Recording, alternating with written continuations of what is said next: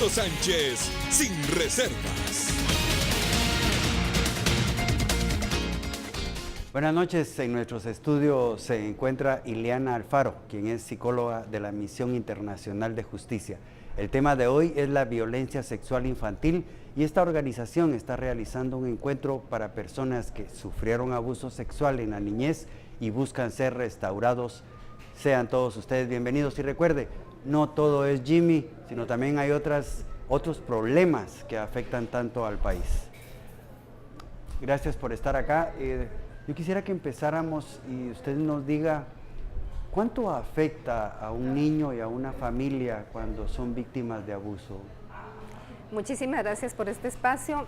Bueno, la familia se ve muy afectada precisamente porque casi siempre cuando es el abuso sexual es una persona o es miembro de la familia o una persona muy cercana a la familia. Entonces, la afectación no es solo por el duelo que están viviendo alrededor de la vida de este pequeño o pequeña que ha sido afectada o afectado, sino que también porque ellos mismos están viviendo el duelo de la persona que les ha dañado a su hijo o hija. Muchas veces es el padre del niño o la niña, el abuelito, un tío, una persona que se mantiene en la casa porque es el mejor amigo de la familia. Es alguien que se mantiene cercano, que le ha dado afecto, que se ha ganado la confianza de la familia y entonces en este sentido pierden todos. Toda la familia se ve afectada. Muchas veces cuando este secreto se revela, los niños, los hermanitos le dicen, pero mira, ¿por qué dijiste? ¿Por qué le contaste a mi mamá? Mejor no le hubieras dicho nada, porque mira, ahora sacó a mi papá o sacó a mi abuelito de la casa y ahora no tenemos para pagar la escuelita o para pagar el colegio o para la comida. Vienen tantas consecuencias alrededor de esta situación, no es solamente el duelo emocional que están viviendo, sino que además están viviendo cada uno una situación individual y como familia están viviendo una situación muy difícil, muy dolorosa. ¿Datos que usted pueda manejar sobre estas denuncias que se han dado? Bueno, lamentablemente los datos en este sentido no son reales. Se sabe que en Latinoamérica 1 de cada 4 niñas y 1 de cada 6 niños es afectado sexualmente. Pero no son reales porque las personas no denuncian. Muchas veces el proceso legal en Guatemala es tan largo, tan oneroso, tan cansado emocionalmente para las personas que deciden no denunciar o empiezan el proceso y no lo continúan. Y la mayoría no se conoce la situación del abuso. En la mayoría de los casos los niños guardan el secreto y cargan con ese dolor emocional toda su vida. A lo largo de su vida van cargando con lo que les pasó y las consecuencias del mismo sin haber contado nunca nada de esto.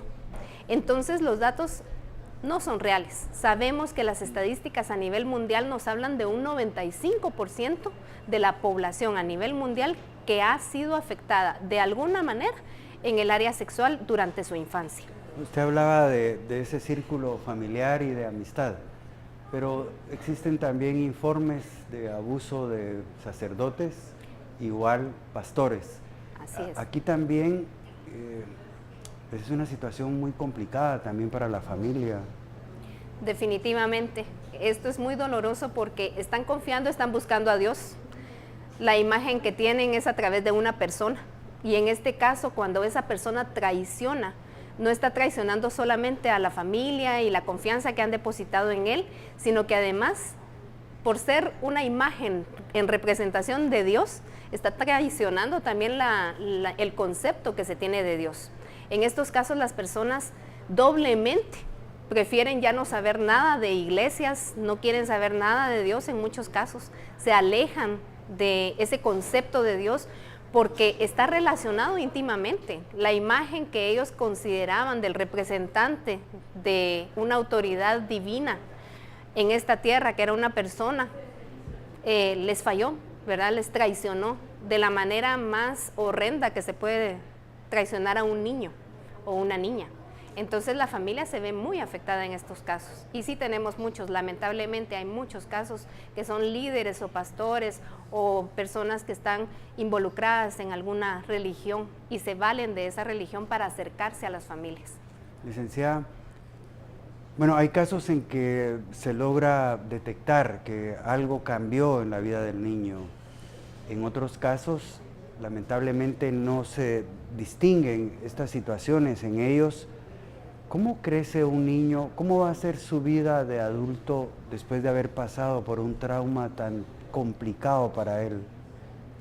Bueno, lamentablemente sí hay indicios. Cuando se presenta una situación de abuso sexual, hay indicios, aunque la persona esté tratando de que el niño oculte la situación y que mantenga el silencio, mantenga el secreto, de todos modos la conducta del niño sí cambia. Por ejemplo, bajan sus notas en la escuela o en el colegio. El niño empieza muchas veces, dependiendo de la edad en la que se encuentre el niño, empieza a manifestar regresiones, como por ejemplo el orinarse en la cama, ¿verdad?, durante la noche, cosa que ya había superado desde muy pequeño. De repente empieza otra vez a orinarse. Empiezan a tener terrores nocturnos o sueños donde ellos se despiertan llorando, gritando. Y entonces sí hay ciertas manifestaciones que las madres pueden darse cuenta. Lo que pasa es que muchas veces no lo relacionan con un abuso sexual. Ellas consideran que tal vez el niño vio alguna película que le dio miedo y entonces empiezan a tomar medidas en relación con esto, ¿verdad? Le prohíben que mire televisión de noche o que mire programas que consideran ellas que no son adecuados para su edad, o películas de terror, ¿verdad? Entonces las mamás empiezan a hacer acciones que no van relacionadas con el abuso porque no les pasa por la mente que sea debido a esto. Y las consecuencias son a largo plazo, porque les afecta definitivamente en su vida. A través de su vida van a tener momentos en los que van a entrar en crisis. Entran en crisis depresivas, en crisis de ansiedad. Cuando tienen relaciones ya formales con una persona, van a establecer un matrimonio, una relación ya de convivencia. Las personas muchas veces tienen muchos miedos, muchos temores de que esta persona pues haga daño, le ocasione daño a sus propios hijos. Entonces paran divorciándose las mujeres muchas veces solo por el temor de que el esposo pueda dañar a sus hijos, y probablemente era un buen esposo y un buen padre, pero el temor de ella no se desvanece. Por la confianza que él esté generando no es suficiente. Y hay momentos en que la mujer muchas veces se niega a tener relaciones íntimas con el esposo porque esto le recuerda las situaciones de abuso sexual que vivió en su infancia. Entonces es muy difícil para el esposo también manejar esta situación porque no es una relación normal, no se da una relación de pareja como debería de ser. Entonces en este caso les afecta la vida de los hijos, porque las mamás, por ese mismo miedo que manejan, están sobreprotegiendo a los niños, no les dejan ir a pijamadas, no les dejan ir, muchas veces hemos tenido mamás que no les dan permiso de ir a excursiones con los compañeritos, y el colegio o la escuela no les permiten ir a excursiones porque dicen que no, que algo les puede pasar. Pero al final también esto es un poco normal, ¿no? Porque yo creo que una sociedad como la nuestra, donde se ha irrespetado tanto los derechos, no solo de los adultos, de los niños, entonces sí es lógico también que exista ese temor, aunque no se haya dado un caso de esta índole de abuso. Definitivamente que sí. Estamos en un medio violento, donde no está de más cuidar a los hijos. Claro. Y yo prefiero en estos casos que las mamás sobreprotejan a sus hijos, porque tenemos el otro extremo. Madres que en lugar de proteger a sus hijos, lo que hacen es descuidarlos totalmente. Y en estos casos sí es peor, porque los exponen y muchas veces ellas se dan cuenta que el niño o la niña está sufriendo abuso sexual y lo que hacen es voltear la mirada y simplemente hacer de cuenta y caso que eso no está pasando. Porque ellas lo vivieron, no supieron cómo manejar esa situación, nadie les auxilió, nadie las protegió cuando eran pequeñas, y en este momento que sus hijos necesitan protección, tampoco saben cómo actuar y qué hacer en estas situaciones. Bueno, estamos con la licenciada Ileana Alfaro, es psicóloga y trabaja para una organización que trata estos temas que son tan importantes. Yo sé que quizás más de alguno de ustedes esperaba que hoy yo tocara el tema de esta crisis política que estamos viviendo, pero miren, hay muchísimos hogares en Guatemala que tienen una crisis mucho más grande de la que puede provocar un presidente con un comisionado. Y este es el tema que estamos tratando hoy, como es la violencia sexual que pueden sufrir niños, niñas, adolescentes. Y por eso ella está aquí hoy. Vamos a ir con los patrocinadores y regresamos en un momento con ustedes.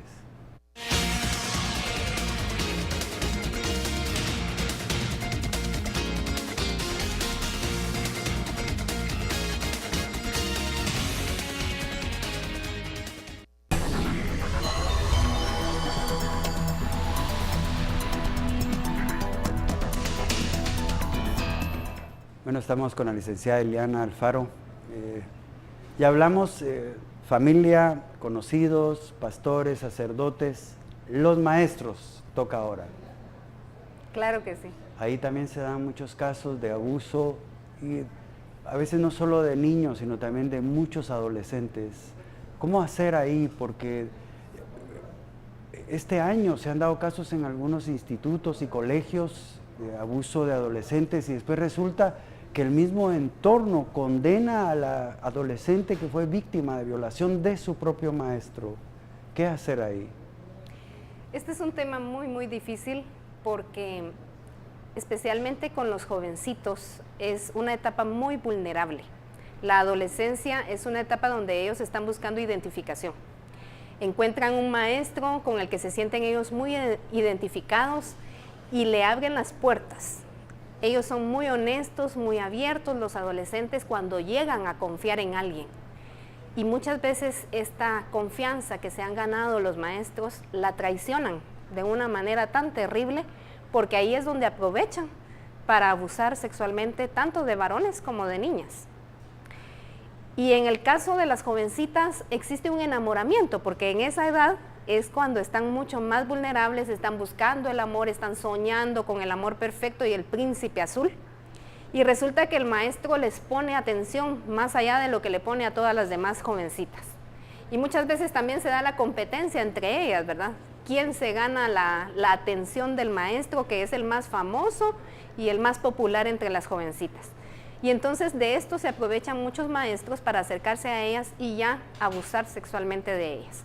Y es muy difícil para los jóvenes y jovencitas en esta etapa porque están, como le digo, están en formación, están buscando identificación con una persona adulta y las repercusiones para su vida en esta etapa son muy severas. Muchas veces tienden ahí a tener conductas autolesivas, empiezan a cortarse, empiezan a arriesgar, a poner su vida en riesgo. Empiezan a probar el alcohol, probablemente antes habían rechazado esto y en ese momento entonces empiezan a alcoholizarse, a probar drogas y son mucho más fáciles de caer los adolescentes en estas conductas autodestructivas que los niños, porque los niños cuando viven el abuso sexual en la infancia y reciben la ayuda psicológica adecuada en esta edad, pues lo superan y llegan a la adolescencia con un poquito más de resiliencia. La resiliencia es la capacidad del ser humano de sanar las heridas. Entonces llegan a la adolescencia un poquito más preparados. Pero cuando es en la adolescencia que se presenta una situación de estas, es muy difícil para los adolescentes poder manejarla de una manera adecuada. Otro fenómeno que se da, bueno, por usar el término fenómeno, pero más es una reacción, el no creerle a aquel que denuncia que ha sido objeto de un abuso sexual. ¿A qué se debe que los adultos a veces no les creen o bien los condenan? Es muy difícil para la familia. Lamentablemente, como hablábamos al inicio, la mayor parte son personas muy cercanas. El hermano de la mamá, el papá de la mamá o el esposo de la mamá. Y entonces en este caso para la mujer, por ejemplo, si llega la niña o el niño a decirle, mami, mi papá me está haciendo esto y esto. Para la madre es un choque emocional tan fuerte que es difícil creerlo, pero es un juego mental y emocional, que ella está en lucha consigo misma. Ella no quiere creer esta realidad tan dolorosa para ella. Y para la familia en general, muchas veces van los niños y lo cuentan a veces en la sala y todos se quedan sorprendidos y asustados porque esos casos no se dan muy seguido, pero se dan. Y en este caso toda la familia dice, no puede ser posible. Está mintiendo. Está mintiendo, porque no es posible que esta persona a quien queremos, que se muestra tan buena, tan amable, tan noble, tan servicial, que siempre está apoyándonos en todo, siempre está con nosotros y que lo conocemos. No es posible que sea capaz de hacer algo así. Entonces la familia, las personas a quienes los niños acuden en una situación de estas, es difícil para ellos. Como adultos empiezan a racionalizar la situación, no lo toman bien emocionalmente y el choque de la noticia para ellos es muy fuerte. Entonces estas personas se bloquean y dicen no, de plano que está mintiendo, se lo inventó. Sí. Pero en el contexto de los niños no existe la sexualidad, tal y como nosotros como adultos la podemos concebir. Un niño no puede llegar a mentir en relación con una experiencia que nunca ha tenido antes y que no viene en su chip mental. Eso no existe en la vida de los niños. Ellos son muy inocentes, muy puros. Entonces, si ellos están manejando esa información en relación con la sexualidad, es porque alguien les enseñó, es porque alguien les obligó a tener conductas inapropiadas. No es que ellos las generen, esto no viene en los niños. Entonces, los adultos tenemos que asumir esa situación de una manera como adultos, una manera apropiada y adulta, ¿verdad? Madura, porque el niño está viviendo la situación y lo que está pidiendo es auxilio, ayuda, socorro en esta situación que sabe que no está bien, algo le dice internamente que esto no debería estar pasando, acude a pedir ayuda y los demás no le quieren creer, pero no es que no le crean, es que no quieren creerle porque les afecta a ellos su vida y entonces la persona dice no, simplemente está mintiendo. Es más fácil pensar que el niño está mintiendo o la niña está mintiendo, porque de esa manera pues ya todo sigue igual. La persona que nosotros tanto queremos y tanto estimamos y que ha sido parte de nuestra familia desde hace tantos años, pues va a seguir ahí y todo va a estar tranquilo, todo va a estar bajo control y bien. Y eso es lo que buscamos como adultos, ¿verdad? No queremos que nuestro mundo se nos caiga. Claro. Bueno, es tan complicado el tema, pero yo considero que es importante que lo discutamos, que expertos como usted le puedan decir a los televidentes que esta es una realidad en la que la sociedad, no solo la nuestra, sino en el mundo se está moviendo. Todas aquellas autoridades que tenemos, cuando hablo de autoridad, hablo del padre, una madre, un sacerdote, un pastor, un maestro. Cuando transgrede esa línea de respeto, pues se convierte casi en un delincuente. Mire, vamos a ir ahorita con los patrocinadores, pero yo quisiera que usted nos dijera, ¿dónde cae una persona que abusa sexualmente de un menor? ¿Qué clase de... ¿Es un enfermo? ¿No lo es? ¿Cómo tenemos que tratarlo también el resto? Esto nos va a contestar ella cuando estemos de vuelta con ustedes.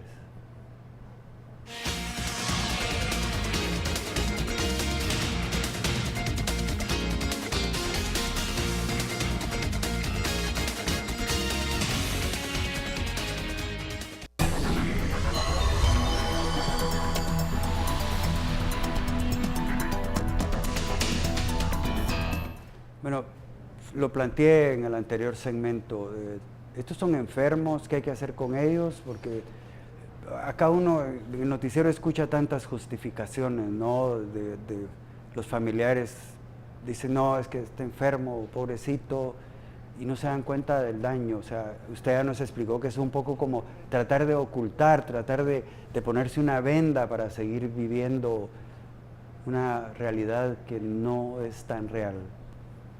Sí, lamentablemente son personas comunes y corrientes. No podemos decir que se les note o que lleven un letrerito que diga yo abuso de niños o niñas. No existe ninguna conducta que les marque claramente que son personas abusadoras. Y tampoco es que estén enfermos mentales, ni que ellos porque estaban bolos, porque estaban tomados, drogados. Conocemos a muchísimas personas que toman, que se drogan y no no cometen estos delitos. Entonces, no es una situación circunstancial, ni tampoco es una enfermedad, ni tampoco podríamos decir que solamente la gente pobre lo vive, porque esto se da en todos los niveles sociales y económicos. Tampoco podemos decir que sea una persona amoral que no conoce a Dios, porque sabemos que hay pastores Claro. y sacerdotes que lo han hecho. Tampoco podemos decir que sea porque la persona no tenga conocimientos, que sea ignorante, porque sabemos de profesionales que también lo han hecho. Entonces, realmente esto es cuestión de que la persona transgrede sus propios límites o los límites que tenemos como seres humanos. El irrespeto hacia un niño, el ver a un pequeño, normalmente tendría que provocar ternura, tendría que provocar amor, deseos de proteger a esta personita, a este niño, a esta niña. Pero en estas personas no existe ese deseo de protección, sino que hay un deseo interno de satisfacción personal, una satisfacción a nivel sexual, obviamente.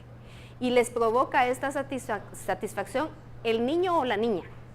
Ellos no buscan a la esposa. Sabemos de agresores que están casados, que tuvieron una familia por el compromiso social de tener una familia, pero no se acercan a su esposa sexualmente, íntimamente no la buscan. Entonces ellos, su placer va a estar en ver a la pornografía infantil, por ejemplo. Y esto podría ser un indicio para la esposa que sabe que él en su computadora o en su teléfono tiene videos relacionados con esto. Por favor, tengan mucho cuidado cuando encuentran, las señoras, las esposas encuentran estos videos en la computadora o en el teléfono del esposo, porque ese es un indicio que le está diciendo a la señora alerta. De ahí las mamás se quejan, es que mi hijo, mi esposo lo violó, mi hija, mi esposo la abusó. Y resulta que ella ya había notado ciertos comportamientos inapropiados en él no la buscaba en la intimidad. Y entonces eso ya es para tener cuidado y proteger a sus pequeños. Tienen que tener mucho cuidado con esto. Muchas veces no se sabe, por supuesto, ¿verdad? Que tampoco los abusadores andan diciéndolo. Sí.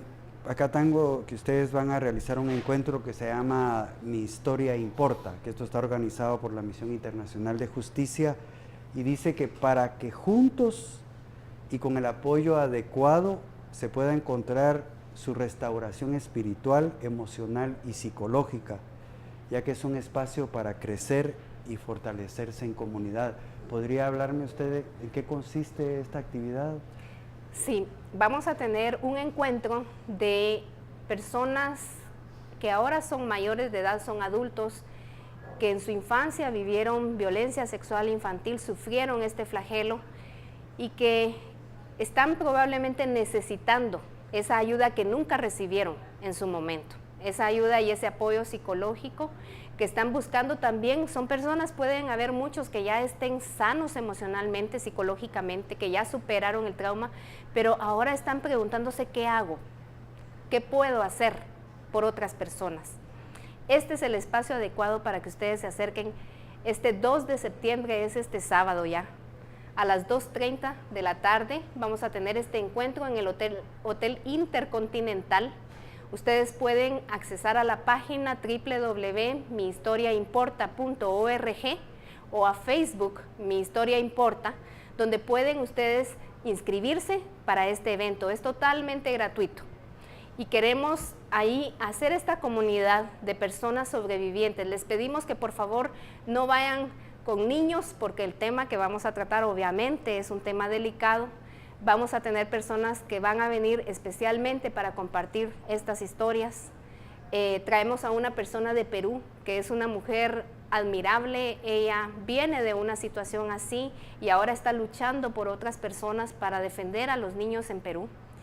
Estamos preparando un evento muy especial para que los sobrevivientes que ahora son adultos puedan encontrar acá el apoyo emocional que no recibieron, porque lamentablemente la terapia psicológica es cara, la terapia psicológica especializada es todavía más cara y no toda la población tiene acceso a ella.